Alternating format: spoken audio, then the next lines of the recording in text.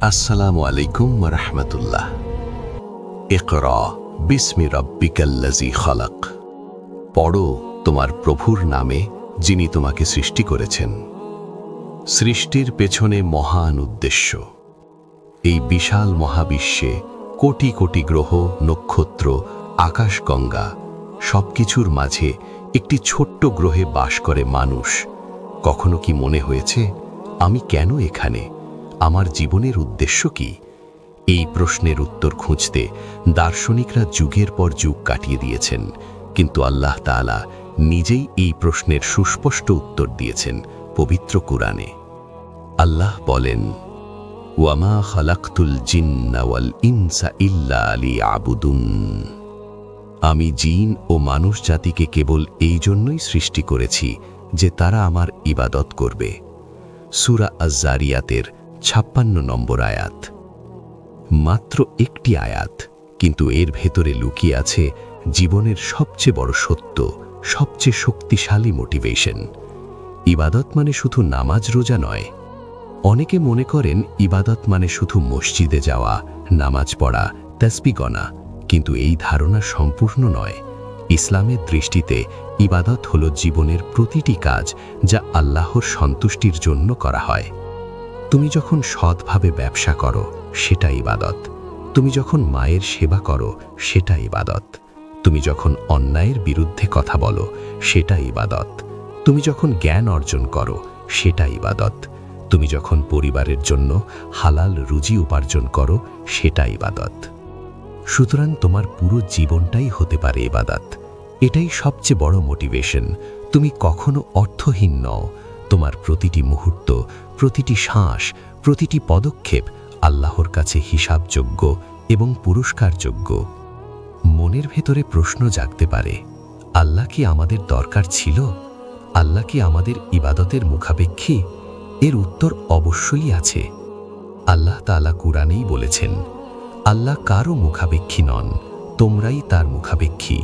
সূরা মুহাম্মাদের ৩৮ নম্বর আয়াত। লজিক্যাল, আল্লাহ আমাদের এই জিন ও মানুষ জাতি ছাড়াও সম্পূর্ণ।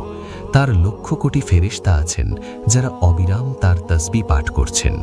তাহলে কেন আমাদের সৃষ্টি করলেন? কারণ ভালোবাসা ও দয়া।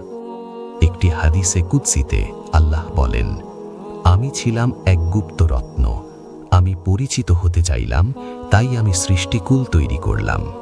ভাবো একবার, আল্লাহ তার নিজের পরিচয় দিতে চান, তার সৌন্দর্য, তার করুণা, তার ক্ষমা সবকিছু প্রকাশ করতে চান। আর সেই মহান উদ্দেশ্যে তিনি তোমাকে সৃষ্টি করেছেন।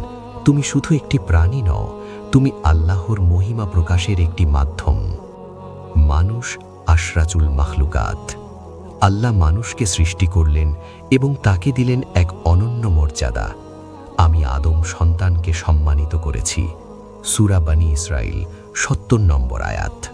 ফেরেশতাদের দিয়ে মানুষকে সিজদা করালেন, পৃথিবীতে তাকে খলিফা বানালেন, তাকে দিলেন জ্ঞান, বিবেক, চিন্তা শক্তি, ইচ্ছা শক্তি। জিন ও মানুষ উভয়কেই দেওয়া হয়েছে স্বাধীন ইচ্ছা। ফেরেশতারা না চাইলেও ইবাদত করেন, কারণ তাদের না করার ক্ষমতা নেই। কিন্তু তুমি চাইলে আল্লাহকে ভুলে যেতে পারো, পাপ করতে পারো, তবুও তুমি ইবাদত বেছে নাও। এই স্বাধীন ইচ্ছার ইবাদতই আল্লাহর কাছে সবচেয়ে মূল্যবান। এটাই তোমার শ্রেষ্ঠত্ব। জীবন একটি পরীক্ষা, হতাশ হওয়ার কিছু নেই। আল্লাহ তাআলা বলেন, তিনিই মৃত্যু ও জীবন সৃষ্টি করেছেন যাতে তোমাদের পরীক্ষা করতে পারেন তোমাদের মধ্যে কে সর্বোত্তম কাজ করে। সূরা মুলক আয়াত ২। জীবন একটি পরীক্ষা ক্ষেত্র। এই পৃথিবী হলো পরীক্ষার হল, আর আখিরাত হলো ফলাফলের দিন। এই দৃষ্টিভঙ্গি জীবনকে সম্পূর্ণ বদলে দেয়। যখন বিপদ আসে, এটা পরীক্ষা, পার হওয়া যাবে।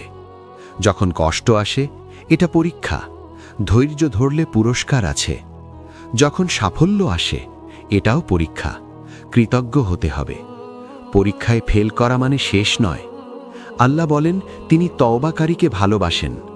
তুমি যতবার পড়ে যাও, উঠে দাঁড়াও। আল্লাহর দরজা সব সময় খোলা। তোমার অস্তিত্ব কোনো দুর্ঘটনা নয়। আধুনিক বিজ্ঞান বলে মানুষ ঘটনাচক্রে তৈরি হয়েছে, কিন্তু ইসলাম বলে তুমি পরিকল্পিতভাবে সৃষ্ট।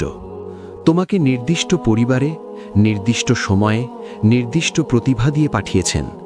তোমার মতো আর কেউ নেই এই পৃথিবীতে, না আগে ছিল না পরে হবে। তুমি একটি ইউনিক সৃষ্টি। সুতরাং নিজেকে ছোট মনে করো না, অন্যের সাথে তুলনা করে হতাশ হয়ো না। আল্লাহ তাআলা তোমাকে তোমার মতো করে বানিয়েছেন এবং তোমার জন্য যা লিখে রেখেছেন তা তোমারই। ইবাদতের মাধ্যমে আত্মিক শান্তি। আধুনিক মনোবিজ্ঞানীরা আজ বলছেন মানুষের মানসিক স্বাস্থ্যের জন্য উদ্দেশ্যবোধ, সেন্স অফ পারপাস অপরিহার্য। যে মানুষ জানে সে কেন বাঁচছে, সে কখনো ভেঙে পড়ে না। আল্লাহ তাআলা এই উদ্দেশ্য দিয়েছেন 1400 বছর আগেই।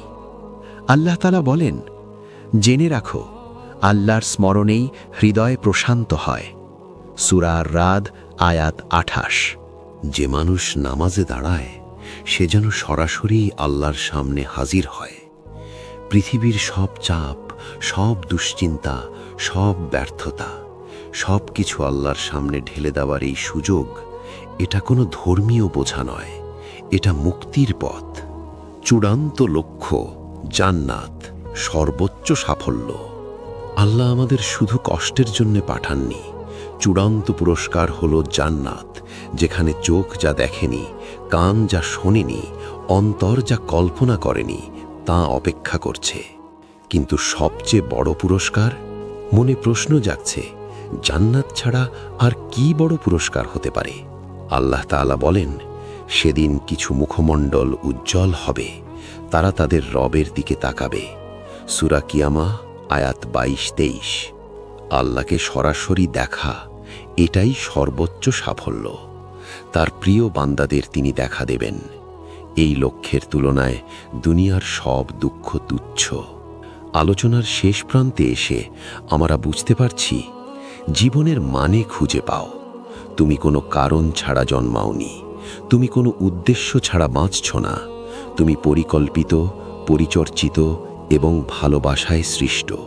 আল্লাহ জিন ও মানুষকে সৃষ্টি করেছেন ইবাদতের জন্যে, পরিচিতির জন্যে, ভালোবাসার জন্যে। আজ থেকে প্রতিটি কাজে নিয়ত করো আল্লাহর সন্তুষ্টির জন্যে।